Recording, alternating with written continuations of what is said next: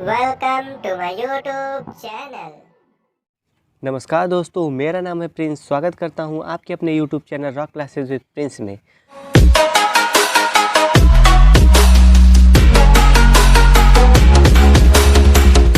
तो आज मैं लेकर आया हूं एक फिजिक्स का शानदार टॉपिक जो यूपी बोर्ड क्लास 12 के लिए बहुत ही ज़्यादा इम्पोर्टेंट है कि बहुत ही बार यूपी बोर्ड में पूछा जा चुका है, जिसका नाम है एलईडी। तो एलईडी क्या होता है, इसका पूरा नाम क्या है, इसका हिंदी में नाम क्या है, इंग्लिश में नाम क्या है, इसकी क्रियाविधि क्या है, इसका डेफिनेशन क्या है, इसका उपयोग क्या है, तो आप सभी लोग इस वीडियो में इन सब की जानकारी प्राप्त करेंगे। तो वीडियो को बिना स्किप किए आप लोग धीरे धीरे देखते जाइए। तो चलिए वीडियो को बिना समय गवाए स्टार्ट करते हैं। तो सबसे पहले हम लोग एलईडी का पूरा नाम देख लेते हैं। एलईडी का पूरा नाम क्या है? तो एलईडी का पूरा नाम है प्रकाश उत्सर्जक डायोड। प्रकाश उत्सर्जक डायोड, एल से लाइट, ई से इमिटिंग, डी से डायोड, यानी कि लाइट इमिटिंग डायोड, या फिर इसको हिंदी में क्या कर सकते हैं हम लोग, प्रकाश उत्सर्जक डायोड। लाइट्स मतलब प्रकाश, इमिटिंग मतलब उत्सर्जक, डायोड मतलब डायोड। प्रकाश उत्सर्जक डायोड यानी कि जो भी प्रकाश उत्सर्जित करे लाइट, वो हो गया लाइट इमिटिंग डायोड। और अगर हम इसकी डिफिनीशन की बात करें तो प्रकाश उत्सर्जक डायोड होता क्या है, तो इसका डिफिनीशन है कि यह एक ऐसी युक्ति है जो वाइसिंग बैटरी की वैद्युत ऊर्जा को विकिरण ऊर्जा में परिवर्तित करती है। यानी कि लाइट इमिटिंग डायोड, जो आपके घरों में लाइट आती है, यानी कि जो वाइट वाला बल्ब होता है, light emitting diode LED bulb, वह क्या होता है, वह होता है कि जो हम लोग विद्युत ऊर्जा को देते हैं, उस लाइट को विद्युत ऊर्जा में देते हैं तो हमको विकिरण ऊर्जा यानी कि प्रकाश के रूप में हमको ऊर्जा प्राप्त होती है। यानी कि वैद्युत ऊर्जा को विकिरण ऊर्जा में परिवर्तित करती है। यह एक ऐसी युक्ति है जो वाइसिंग बैटरी की वैद्युत ऊर्जा को विकिरण ऊर्जा में परिवर्तित करती है, प्रकाश उत्सर्जक डायोड कहलाती है। तो चलिए इसका हम लोग फिगर देख लेते हैं। तो फिगर यही है, जो कि पी है, एक पीएन संधि डायोड जुड़ा हुआ है, एक इधर बैटरी जुड़ा हुआ है। जो एन सिरा है वो बैटरी के निगेटिव टर्मिनल से जुड़ा है, और जो पी सिरा है वो पॉजिटिव टर्मिनल से जुड़ा है। तो ये इस फिगर के बारे में कुछ लिखा गया है। एलईडी के धन टर्मिनल डायोड को पी क्षेत्र के ऋण सिरा टर्मिनल एन क्षेत्र से जोड़ा है। जो हमने बताया अभी कि जो जो हमारा डायोड है वो एन जो है, एन एन संधि, वह बैटरी के निगेटिव सिरे से जुड़ा है, और जो पी टर्मिनल है वह बैटरी के धन टर्मिनल से जुड़ा हुआ है, जिसमें जिसमें कि पीएन संधि अग्रदिशी की ओर जा सके। यानी कि पीएन संधि किस किस दिशा में जा सके, आगे की दिशा में जा सके। और एक प्रतिरोध जोड़ दिया है हम लोग, एलईडी के श्रेणी क्रम में जुड़ा है, यानी कि एक प्रतिरोध हम लोग जोड़ दिए हैं श्रेणी क्रम में।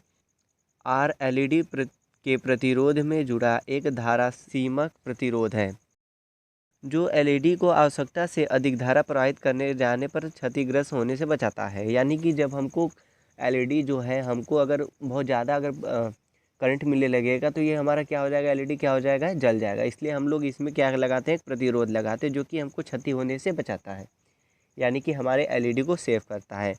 एच न्यू उत्सर्जित विकिरण की ऊर्जा है, यानी कि जो एच न्यू है वो जो लाइट देने के बाद जो हमको प्राप्त हो रही है, वह ऊर्जा जो हमको प्राप्त हो रही है लाइट के रूप में, उसकी एनर्जी कितना है, एच न्यू है। क्रियाविधि या फिर वर्किंग तो क्या है, जब एलईडी को अग्र अभिनत किया जाता है, यानी कि एलईडी को अब अग्र अभिनत किया जाता है तो एन क्षेत्र के बहुसंख्यक वाहक, एन क्षेत्र में क्या होते हैं, इलेक्ट्रॉन होते हैं, और पी क्षेत्र में क्या होते हैं, कोटर होते हैं अधिक मात्रा में। तो यही कह रहे हैं कि जब एलईडी को अग्र अभिनत किया जाता है तो यह क्षेत्र के बहुसंख्यक वाहक अर्थात इलेक्ट्रॉन संधि को पार करके पी क्षेत्र में, तथा पी क्षेत्र के बहुसंख्यक वाहक पी क्षेत्र में क्या होते हैं, कोटर होते हैं, अर्थात कोटर संधि को पार करके एन क्षेत्र में पहुंच जाते हैं। इस प्रकार संधि सीमा पर अल्पसंख्यक वाहकों का सांद्रण साम्यावस्था से अधिक हो जाता है। अतः पुनः साम्य स्थापित करने के लिए संधि सीमा के दोनों ओर के अतिरिक्त अल्पसंख्यक वाहक बहुसंख्यक वाहक से संयोजित हो जाते हैं। संयोजन की इस प्रक्रिया में मुक्त हुई ऊर्जा वैद्युत चुंबकीय तरंगों के रूप में बाहर निकलती है। अब ऐसे फोटान जिनकी ऊर्जा एलईडी के पदार्थ के वर्जित ऊर्जा अंतराल बैंड के बराबर या उससे थोड़ी कम होती है, डायोड के बाहर आ जाते हैं। जैसे जैसे अग्रधारा का मान बढ़ता है, उत्सर्जित विकिरण या फिर प्रकाश की तीव्रता धीरे धीरे बढ़कर महत्तम मान प्राप्त कर लेती है। यदि अग्रधारा का मान और अधिक बढ़ाया जाए तो ये उत्सर्जित प्रकाश की तीव्रता पुनः घटने लगती है। अतः एलईडी इस प्रकार अभिनत किया जाता है कि वह अधिकतम प्रकाश उत्सर्जित कर सके। तो यही है इसकी पूरी क्रिया विधि। यानी कि क्या है, जब एलईडी को अग्र अभिनत किया जाता है तो पी एन क्षेत्र में जो इलेक्ट्रॉन है वह पी क्षेत्र में जाएंगे, और जो पी क्षेत्र के कोटर है बहुसंख्यक वाले पी क्षेत्र के जो कोटर है वह संधि को पार करके किस में आएंगे, एन क्षेत्र में आएंगे। इस प्रकार संधि पर अल्पसंख्यक वाहकों की सांद्र साम्यावस्था से अधिक हो जाता है। अतः पुनः साम्यावस्था स्थापित करने के लिए, यानी कि पुनः उन दोनों को फिर से स्थापित करने के लिए सीमा के दोनों ओर के अतिरिक्त अल्पसंख्यक वाहक बहुसंख्यक वाहक से संयोजित हो जाते हैं। यानी कि जो इलेक्ट्रॉन है अल्पसंख्यक में, एन टाइप में इलेक्ट्रॉन है और पी टाइप में कोटर है। जो इलेक्ट्रॉन जब कोटर से उसमें जो कोटर है उसमें से कुछ संयोग करेंगे तो कुछ उदासीन हो जाएंगे ना, उसी के बारे में ये बात कर रहे हैं। संयोजन की इस प्रक्रिया में मुक्त हुई ऊर्जा वैद्युत चुंबकीय तरंगों के रूप में बाहर आती है। अब ऐसे फोटॉन जिनकी ऊर्जा एलईडी के पदार्थ के वर्जित ऊर्जा अंतराल पिंड के बराबर या उससे थोड़ी कम होती है, डायोड के बाहर आ जाते हैं। ठीक है, जैसे जैसे अग्रधारा का मान बढ़ता है उत्सर्जित विकिरण पदार्थ की तीव्रता धीरे धीरे बढ़कर महत्तम प्राप्त कर लेती है, और जो यही महत्तम प्राप्त कर लेती है यदि एलईडी इस प्रकार अभिनत किया जाता है कि अधिकतम प्रकाशित उत्सर्जित कर सके।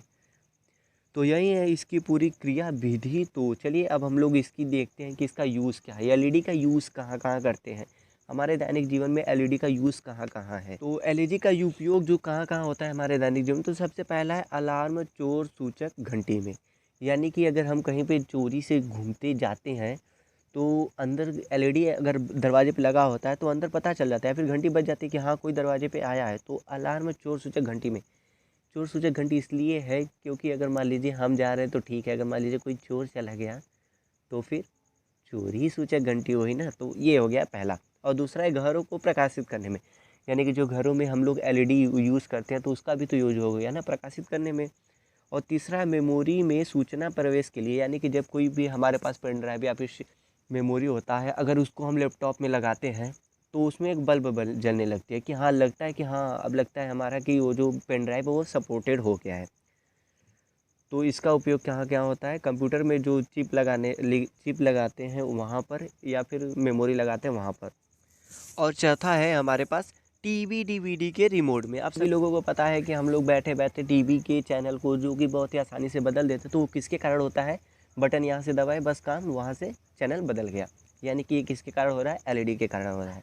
तो यही है आज का पूरा वीडियो एलईडी के बारे में पूरी जानकारी। अगर आपको एलईडी के बारे में पूरी जानकारी अच्छी लगी हो तो आप लोग प्लीज़ वीडियो को लाइक कर दीजिए। अगर आप हमारे चैनल पे नए हैं तो चैनल को सब्सक्राइब कर दीजिए। तो मेरा एक सवाल है कि जैसे एलईडी का लाइट इमिटिंग डायोड होता है पूरा नाम, यानी कि फुल फॉर्म एलईडी का क्या होता है, light emitting diode.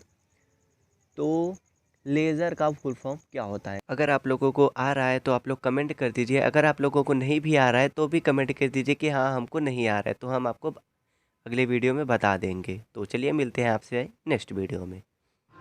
Thanks for watching my video.